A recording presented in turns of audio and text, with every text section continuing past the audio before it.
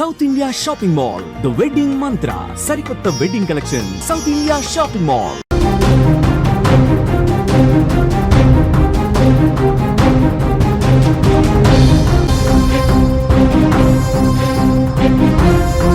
Breaking news చూస్తున్నాం. ఎట్టకేలకు ఉత్కంఠకు తెరపడినట్లయింది.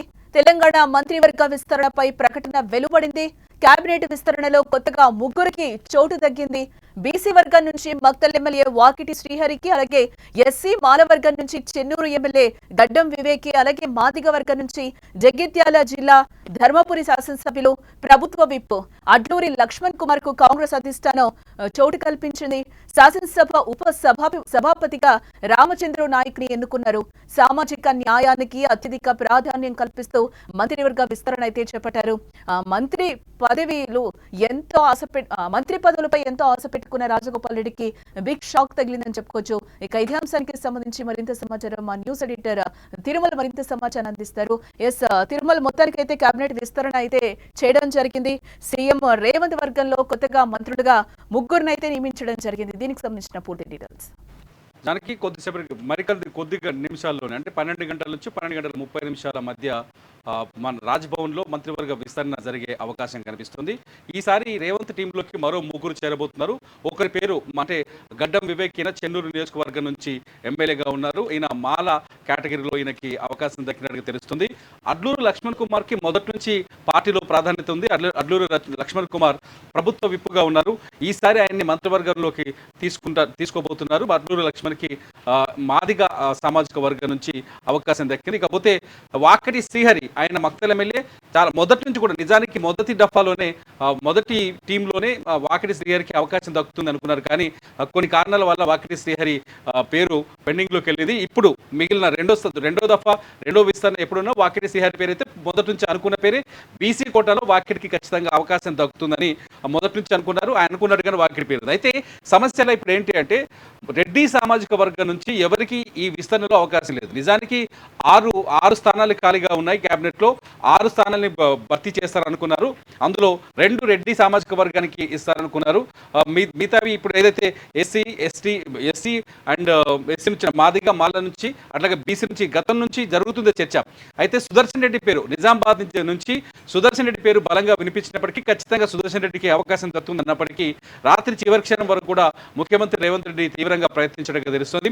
అధిష్టానం ప్రస్తుతానికి రెడ్డి సామాజిక వర్గానికి సంబంధించిన పదవుల్ని పక్కన పెట్టి మిగతా వాళ్ళని బ్యాలెన్స్ చేయాలనే ఆలోచనతో ఉన్నట్టుగా మిగతా వాళ్ళ పేర్లు నేనంతా కసరత్తు చేసిన తర్వాత చివరికి ఈ 3 పేర్లను కన్ఫర్మ్ చేసినట్టు తెలుస్తుంది.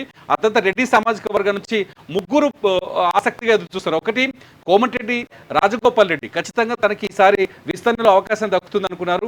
సుదర్శన్ రెడ్డి పేరు మొదటి నుంచి రేవంత్ రెడ్డి చెప్తున్నారు. సుదర్శన్ రెడ్డిని ఖచ్చితంగా మంత్రి పదవిలోకి కేబినెట్లోకి తీసుకోవాలని.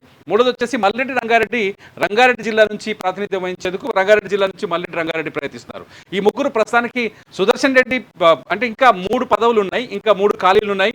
మరో విస్తరణలో వచ్చిన సుదర్శన్ రెడ్డికి అయితే దాదాపుగా నెక్స్ట్ తర్వాత విస్తరణలో అయినా సుదర్శన్ రెడ్డికి అవకాశం దక్కుతుందని చర్చ అయితే ఉంది. కాకపోతే మల్రెడ్డి రంగారెడ్డి వర్సెస్ రాజగోపాల్ రెడ్డి ఇష్యూ అయితే కొంచెం పార్టీలో వీళ్ళిద్దరూ అసంతృప్తిగా ఉన్నట్టుగా తెలుస్తుంది. ఆల్రెడీ రాజగోపాల్ రెడ్డి గతంలోనే తీవ్రమైన విమర్శలు చేశారు. చౌటుప్పల్లో ఒక సమావేశంలో బహిరంగంగా బాహాటంగా స్టేజీ మీదనే నాకు మంత్రి పదవి రాకుండా జానారెడ్డి అడ్డుకుంటున్నారు, అధిష్టానానికి జానారెడ్డి చెప్తున్నారు, జానారెడ్డి వల్ల నేను మంత్రి పదవిని కోల్పోతున్నానని అసంతృప్తిని వ్యక్తం చేశారు. రాజగోపాల్ రెడ్డి తీవ్రంగా ఆశ పెట్టుకున్నారు నిజానికి మంత్రి పదవిలో కేబినెట్లో చోటు దక్కుతుందని. కానీ సిచ్యువేషన్ చూస్తే అధిష్టానం చాలా స్పష్టంగా చెప్పినట్టు తెలుస్తుంది. వెంకటరెడ్డి ఆల్రెడీ వాళ్ళ సోదరుడు రాజగోపాల్ రెడ్డి సోదరుడు వెంకటరెడ్డి ఆల్రెడీ క్యాబినెట్లో ఉన్నాడు, కీలకమైన పొజిషన్లో ఉన్నారు. కాబట్టి రాజగోపాల్ రెడ్డిని అకామిడేట్ చేయలేమని అధిష్టానం చాలా స్పష్టంగా చెప్పినట్టు తెలుస్తుంది. ఈ మాటలు చూస్తుంటే రాజగోపాల్ రెడ్డికి పూర్తి స్థాయిలో అంటే ఇప్పటిలో క్యాబినెట్లో ఈ ప్రభుత్వంలో అయితే క్యాబినెట్లో అవకాశం ఉండకపోవచ్చు అనే చర్చ కూడా జరుగుతుంది. ఇకపోతే మల్రెడ్డి రంగారెడ్డి విషయానికి వచ్చేసరికి సుదర్శన్ రెడ్డికి మంత్రి పదవి ఇస్తున్నారు కాబట్టి మల్రెడ్డి రంగారెడ్డికి అవకాశాలు చాలా తక్కువ అనే చర్చ జరుగుతుంది. ఇక పార్టీలో ఇంకో చర్చ కూడా జరుగుతుంది. ఏంటంటే ఎవరైతే గడ్డం ప్రసాద్ వికారాబాద్ ఎమ్మెల్యే ప్రస్తుతానికి స్పీకర్గా ఉన్నారో ఆయన్ని క్యాబినెట్లో తీసుకొని ఆ ప్లేస్లోకి ఇంకో స్పీకర్ని తీసుకొచ్చే, అదే సామాజిక వర్గం నుంచి స్పీకర్ని తీసుకొచ్చే అవకాశాలనే చర్చ జరుగుతుంది. ఇదంతా చూస్తుంటే మొత్తానికి ఒక వ్యూహాత్మకంగా రాబోయే స్థానిక సంస్థల ఎన్నికలను బేస్ చేసుకొని ఈ కాంగ్రెస్ అధిష్టానం ఈ నిర్ణయం తీసుకున్నట్టుగా తెలుస్తుంది. ఇప్పటికే బీసీ బిల్లుతో, బీసీ జనగణనతో ఇప్పటికే బీసీల ఓటు బ్యాంకులు తమ వైపు తిప్పుకునే ప్రయత్నం చేస్తుంది. ఎస్సీలో ఇప్పుడు మాదిగా మాల వర్గానికి క్యాబినెట్లో సముచిత స్థానం కల్పించడం, ఇటు ఎస్టీల్లో కూడా రామచంద్ర నాయక్కి డిప్యూటీ స్పీకర్ పదవి ఇవ్వడంతో కొంత ఎస్సీ ఎస్టీ ఓటు బ్యాంకును కూడా తమ వైపు తిప్పుకునే ప్రయత్నం చేస్తున్నట్టుగా అర్థమవుతుంది. అధిష్టానం అంటే స్థానిక సంస్థల ఎన్నికలు దృష్టిలో ఉంచుకొని ఈ వ్యూహాన్ని రచించినట్టుగా అర్థమవుతుంది. జనకి ప్రస్తుతానికైతే వివేక్ పేరు, అట్లాగే అడ్లూరి లక్ష్మణ్ కుమార్ పేరు, అట్లాగే ఈయన వాకిటి శ్రీహరి పేరు కన్ఫర్మ్ అయినాయి. కాసేపట్లోనే ఇప్పుడు ముగ్గురికి ముఖ్యమంత్రి రేవంత్ రెడ్డి స్వయంగా ఫోన్ చేసి ప్రమాణ స్వీకారానికి హాజరవ్వాలని ఆహ్వానించినట్టుగా తెలుస్తుంది. కాసేపట్లోనే రాజ్భవన్లో ప్రమాణ స్వీకార వేడుక కూడా జరగబోతుంది. ప్రభుత్వం నుంచి కూడా అధికారిక ప్రకటన వచ్చింది. జానకి రైట్ తిరుమల. మొత్తంగా మనం చూడొచ్చు, ఎట్టకేలకు ఉత్కంఠకు తెరపడిందని చెప్పుకోవచ్చు. తెలంగాణ మంత్రివర్గ విస్తరణపై ప్రకటన వెలువడింది. కేబినెట్ విస్తరణలో కొత్తగా ముగ్గురికైతే చోటు కల్పించడం జరిగింది.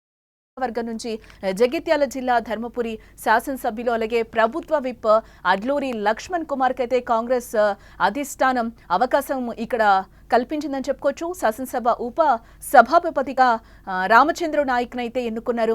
సామాజిక న్యాయానికి అత్యధిక ప్రాధాన్యం కల్పిస్తూ మంత్రివర్గ విస్తరణ అయితే చేపట్టడం జరిగింది. ఇటు మంత్రి పదవిపై ఎంతో మంది ఆశ పెట్టుకున్న రాజగోపాల్ రెడ్డికి అయితే బిగ్ షాక్ తగిలిందని చెప్పుకోవచ్చు. టోటల్ గా అయితే 6 సీట్లను భర్తీ చేయాలి. ఇందులో 3 సీట్లు అయితే కేబినెట్ విస్తరణ అయితే చేయడం జరిగింది. తర్వాత 2 నెలల తర్వాత కూడా టోటల్ గా ప్రక్షాళన ఉంటుంది అని కూడా చెప్తున్న పరిస్థితి అయితే కనిపిస్తుంది.